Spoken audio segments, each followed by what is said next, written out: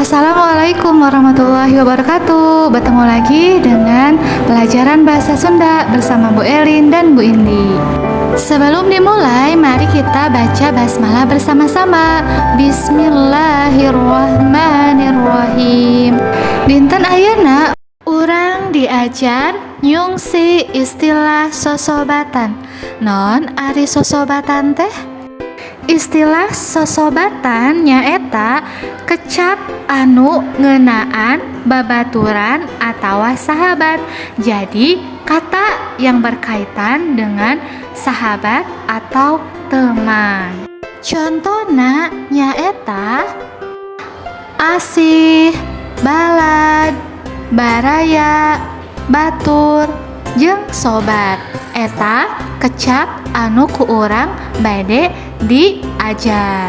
Di halaman 65 aya 2 pancen D sareng E.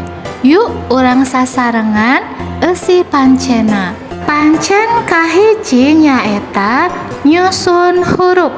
Nu kahiji sahi disusun jadi asih, Indonesianya sayang. Anu kadua sabot disusun jadi sobat, Indonesiana teman. Anu katilu labad disusun jadi balad, Indonesiana sami teman. Anu kaopat abayar disusun jadi baraya, Indonesiana saudara. Terakhir nomor 5 utrab disusun jadi batur, bahasa Indonesiana orang lain. Nah, eta istilah kecap-kecap sosobatan. Pancen anu kadua nyaeta nyocokeun gambar jeung istilah sosobatan. Anu kahiji aya Yuli sareng Desi nuju main congklak.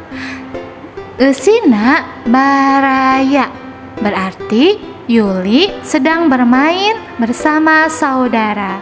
Gambar nu kadua aya Tatang sareng Sarip nuju main kaleci. Eusina balad, berarti Tatang nuju main sareng teman. Gambar nu katilu aya Leli sareng Dudi nuju main backland.